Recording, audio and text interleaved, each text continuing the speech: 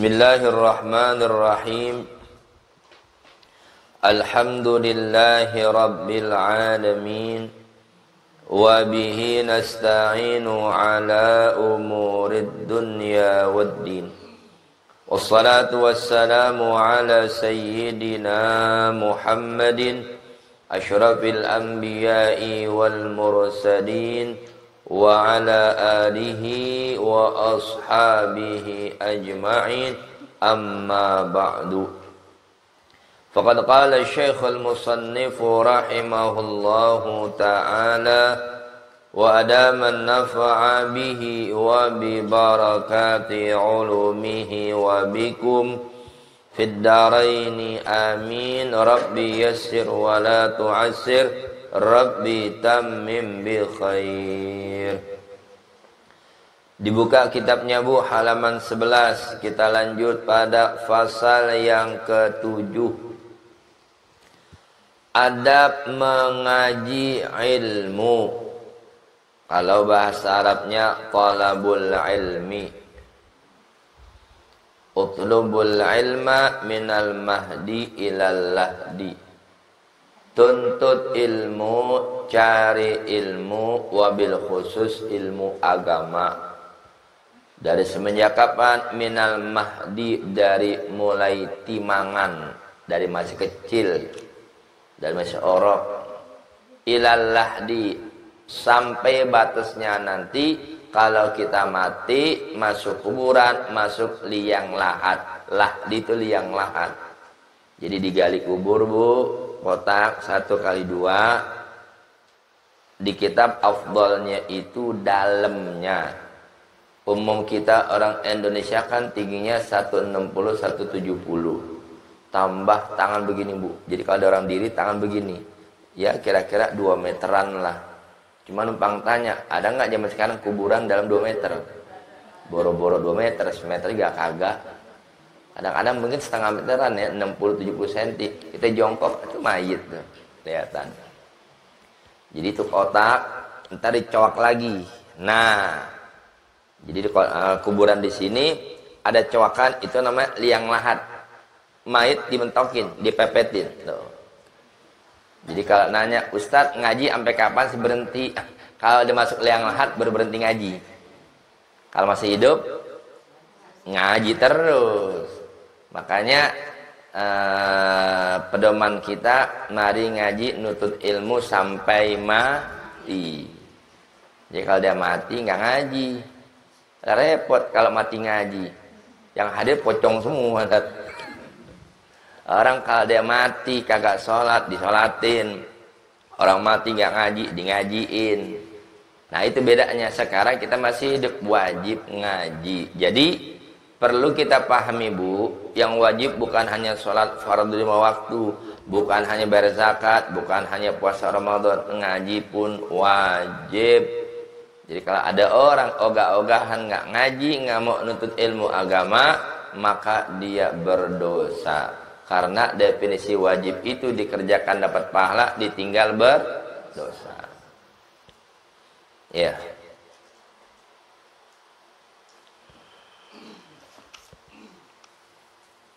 Bermula wajib atas tiap-tiap mukallaf. Yang disebut mukallaf itu siapa? Yakni akil baligh. Kalau akil doang belum disebut muallaf. Mukallaf. Harus 2. Akil baligh. Artinya itu orang terlahirkan ke alam dunia ini dalam kondisi berakal. Iya, kita manusia semua berakal, tapi yang dimaksud akil, akalnya sehat. Bukan berarti orang itu akalnya error, akalnya koslet. Paham nggak Bu? Orang akalnya koslet. Kalau ibu kasih tanda di dahinya miring gitu Bu, namanya orang apa ya? Nah, jangan bilang gila, gelo. Nah, adalah lagi PA tuh. Omong orang mantan kayu orang PA. Ya. Jadi orang akal sehat, habis itu balik, udah dewasa. Jadi kewajiban sholat itu Menuntut ilmu juga ya. Kalau dia sudah akhir balik itu mukallaf. Bahwa ia menuntut ilmu yang wajib. Hukum nuntut ilmunya wajib, ilmunya juga yang dituntut ilmu yang wajib. Jadi ada kalanya ilmu yang cukup dimiliki oleh segelintir orang-orang tertentu.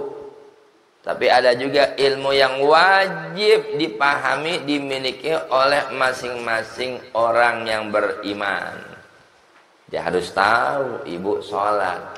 Namanya sholat ngadep mana ibu? Kiblat, harus tahu. Orang kalau mau sholat ada syaratnya. Kenapa? Harus ada air wudu. Coba kalau orang tahu-tahu ikut-ikutan sholat, wudu kagak. Lah kagak sah sholatnya. Ya, jadi harus tuh ilmu yang wajib. Di antaranya yang wajib yaitu ilmu sifat 20. Ada kitab juga tersendiri tuh. Kitab apa Ustaz? Kitab sifat 20. Emang nyinggung itu. Wujud, qidam, baqa, mukhalafatun lil hawadisi, qiyamuhu bi nafsihi, wahdaniyah, qudrat, iradat, ilmu hayat, sama basar, kalam, qadiran, muridan, aliman, hayan, sami'an, basiran, mutakalliman. Itu dari kecil tuh dari segini nih diajarin. Kadang-kadang guru dulu tuh orang tua dulu biar gampang dihafal sampai dilaguin.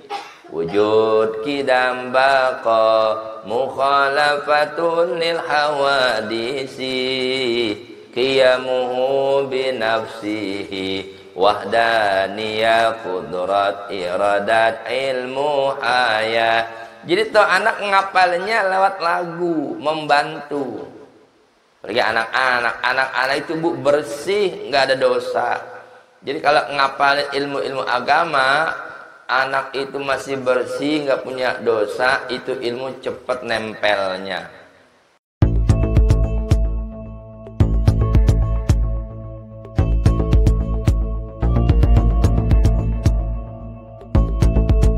Makanya nggak salah kalau punya anak sekolahin, ada yang sekolahnya hafidz, dia hafal Quran, ya. Jadi di antaranya ilmu sifat 20 juga dan ilmu rukun-rukun. Ibu mau sholat mesti wudu. Syarat sahnya sholat harus ada wudu.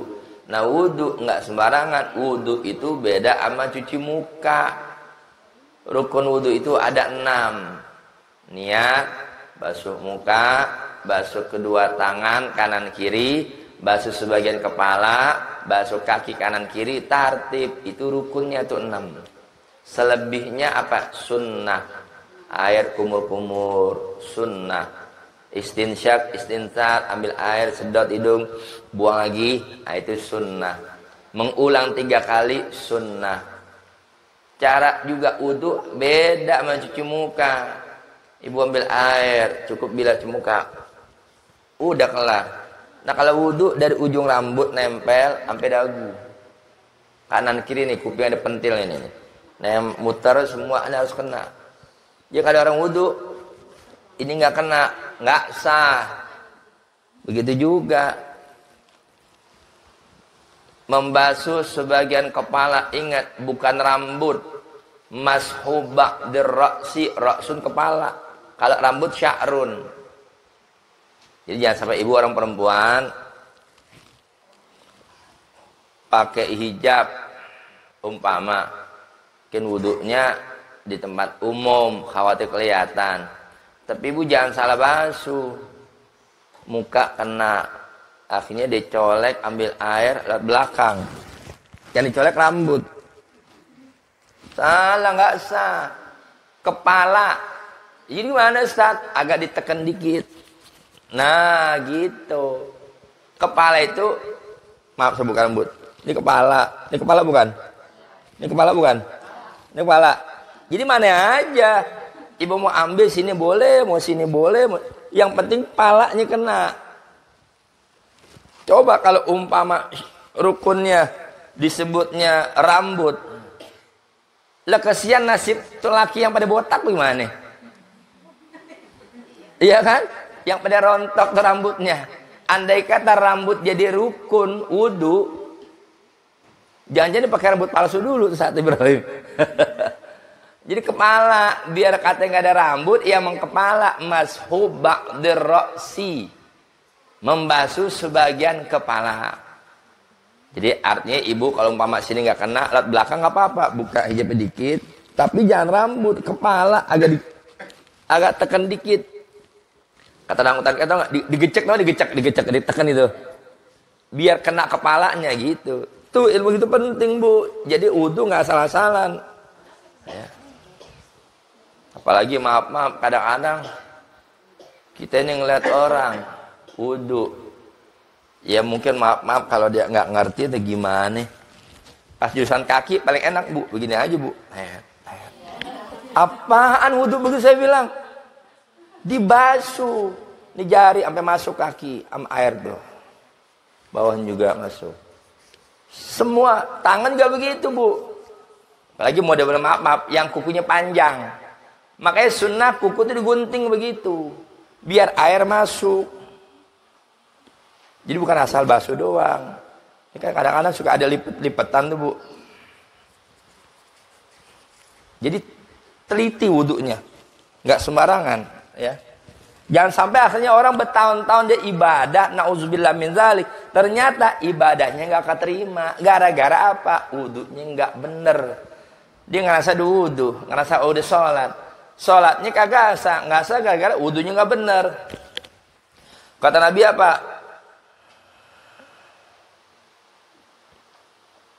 La salata liman la wudu alahu wa la wudu'a liman lam yadhkurismallah. Enggak dianggap salat, enggak sah salatnya bagi orang yang kagak wudu. Biar kata dia ngerasa wudu, tapi kalau wudunya enggak sempurna dianggap kagak wudu. Kenapa? Karena rukun-rukunnya enggak sempurna. Ya tadi 6. Ujungnya itu yang ke-6 tartib. Arti tartib itu berurutan. Emang udah aturannya begitu. Niat, basuh muka, basuh kedua tangan sampai siku, dari ujung sampai siku.